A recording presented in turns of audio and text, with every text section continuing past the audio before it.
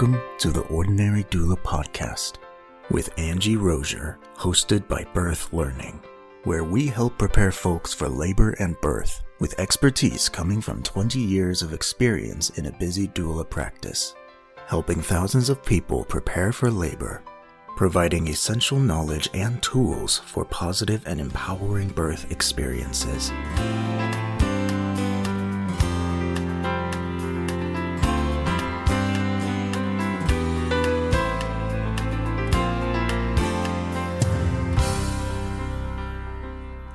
Hello and welcome to the Ordinary Doula Podcast. My name is Angie Rozier. I'm your host and I'm so happy to be with you here today. So for today's episode, I want to dive into a few just interesting fun facts, we're going to call them, about some research that I like to kind of keep track of. I'm kind of a data junkie and I'm a record keeper by nature, and I cannot not keep records of things. If I go to a birth, I've got to jot things down just so I remember them, things that I think are important, keeping information so that, one, we can look back on it right there in the moment. So often I do take notes, throughout a labor process.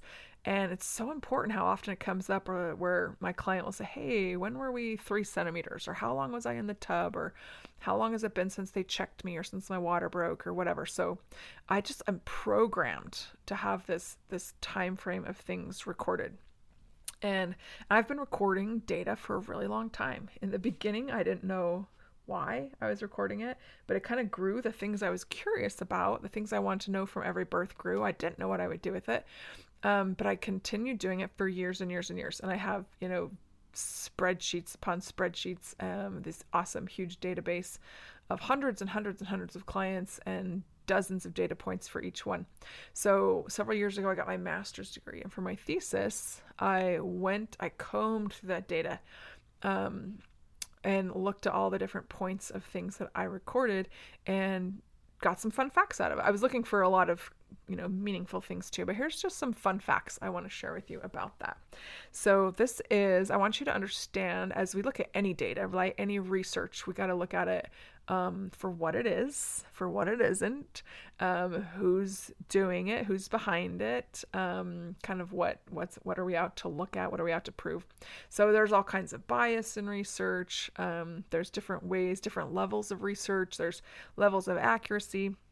These are just some fun facts, right? But I do want you to understand that this is coming from, and I'm a white woman, I'm a white doula who's serving not all for sure, but mostly white clients. I have access to mostly white clientele. And I've had, plenty of people of color as well, which I absolutely love. And it's such an honor for me when I get to work with people from different countries, different cultures, different backgrounds, ethnic and culturally. It's an absolute honor to me to be able to work with people who are different than myself. I love that. But most of my clients are private pay clients, so they're folks who can afford doula services, and that's important to keep in mind. We're going to get different results from different groups of people. So this is coming from people who all used a doula, 100% of them, because that's what I am, is people who are using a doula. So it gives us a little picture of who uses doulas. And my research, I dived into why people use doulas and the impact doulas can have. But today, the fun facts I'm going to share are, in no particular order, the age of client. So the average age, and this covers about 15 years of data and hundreds, our population, our sample size, if you will, was well over 500. And I had a lot more data than that, but the full sets of data, we were over 500. So we're looking at a population of over 500 for these statistical values. The average age of the woman giving birth was 31.39. So that was the average age of client, and the range was from 18 years to 44 years. So that tells us that most people hiring a doula were not super young. They're not going to be your 22-year-old, 24-year-old moms.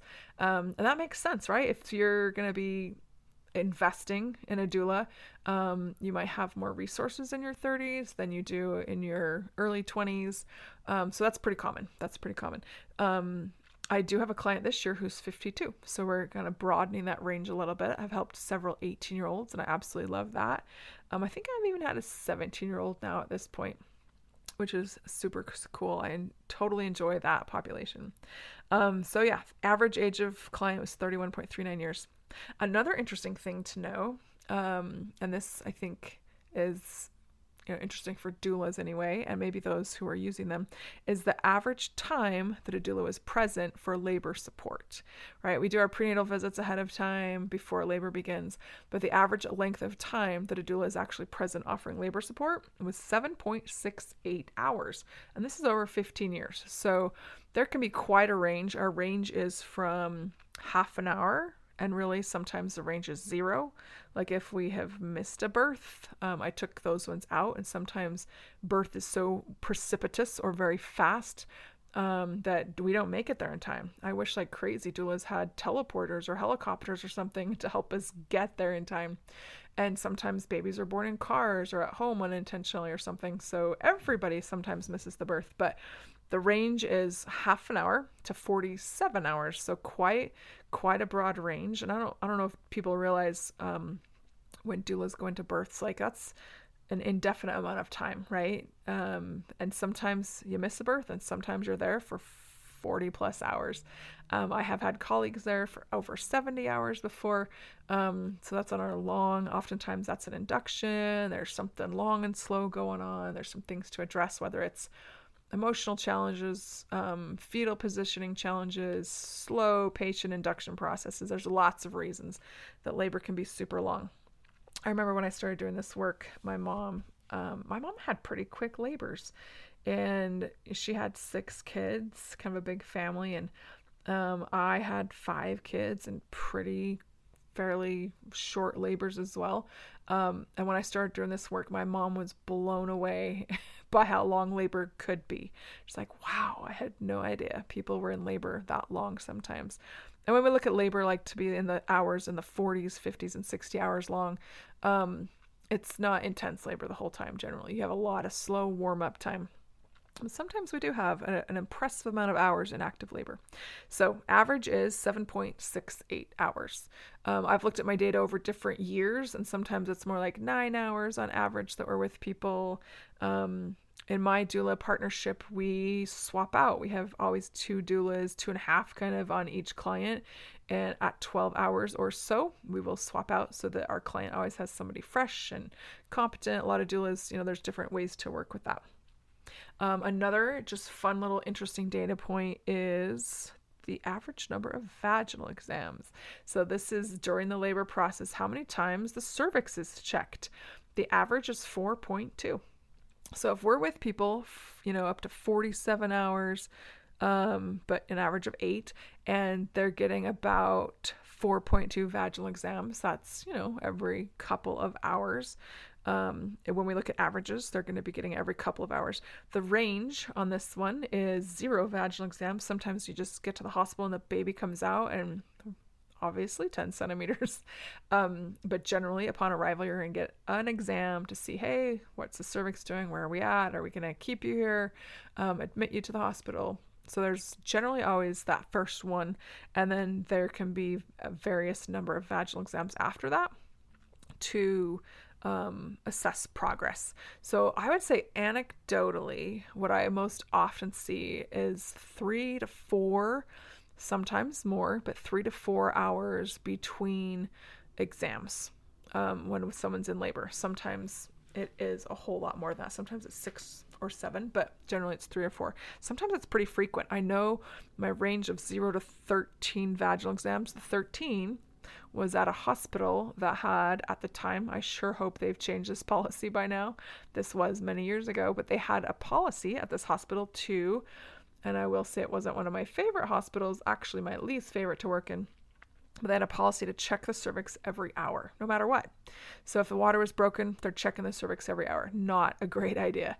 Not evidence-based. If you're going unmedicated, they're going to check the cervix every hour. If we have someone who has a history of trauma in their life, doesn't matter. They're checking the cervix every hour. Pretty terrible policy.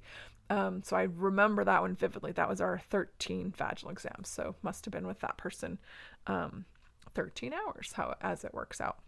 But generally it's 2, 3, 4 hours. And I love it when that is patient driven, when the patient can decide, okay, I'm ready to be checked. I want to see what's going on. And oftentimes in the hospitals I work in, and probably just the fact of having a doula there helps with that. Another interesting fact, moving on to next one, is length of labor. So the average length of labor, and I take this as reported by the person in labor.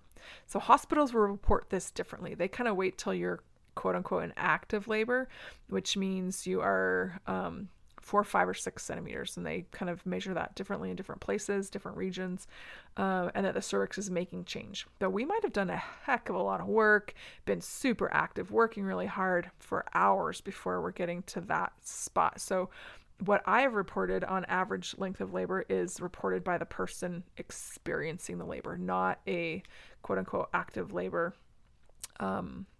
calculator, if you will, from a certain dilation point. So this is reported by the person doing it, and 13.22 hours is, so just over 13, is the average length of labor. And the range is 0.6 hours, so just a little over 30 minutes. Sometimes labor can be wildly fast, to 91.5 hours. Now that's a long time. That was a really long, slow induction. I think started on Monday. Baby was born on Friday. And I was with those people for a long time. That, was in the 40 plus hours of labor support for that person. And we had a super patient client in labor, super patient providers. Everything was going well. It just took some time. So with a range of half an hour to 91.5 hours, the average length of labor is 13.22 hours. So as if you are anticipating being in labor, we can look at an average of 13 hours. And this, I did not break my data down into primips and multips, as in people having a first baby and people having second, third, fourth babies. Guarantee we're going to get some differences there. Second, third, fourth babies are going to be a shorter labor time experienced than your first time babies, and this is just an average of all, so kind of interesting. Let's see, what are some other interesting average? Okay, I'll share one more here.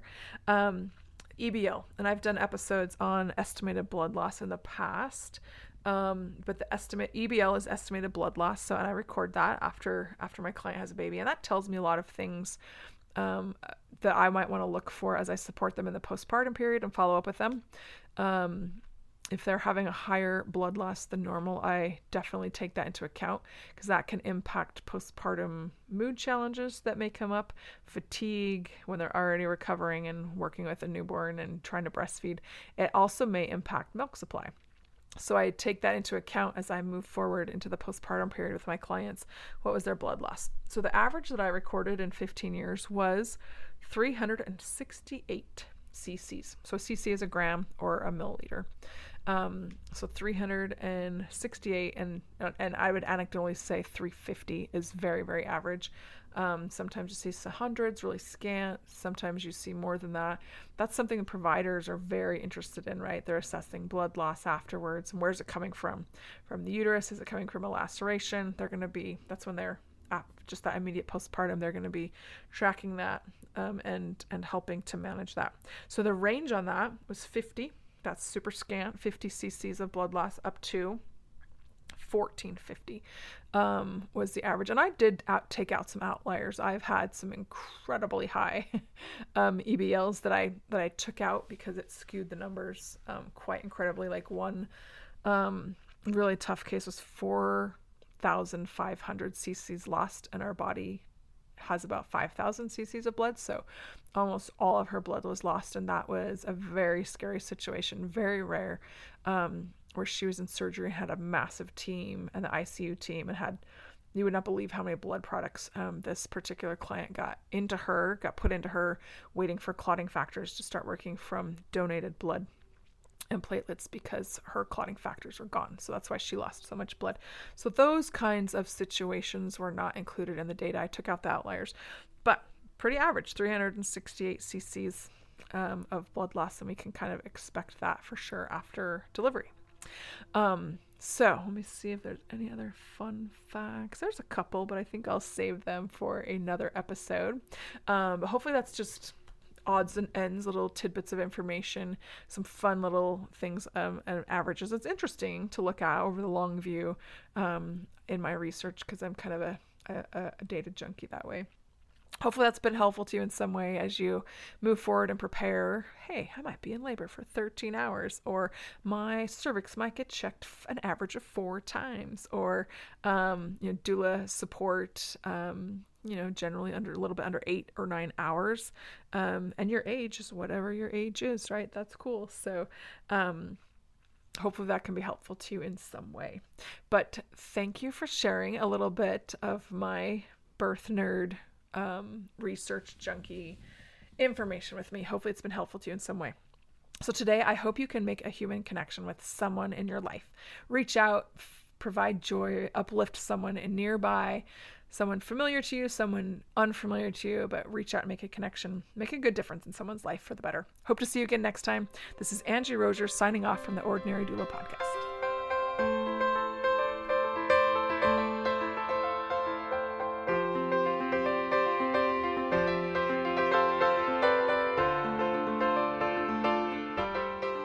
Thank you for listening to the Ordinary Doula Podcast with Angie Rozier, hosted by Birth Learning. Episode credits will be in the show notes. Tune in next time as we continue to explore the many aspects of giving birth.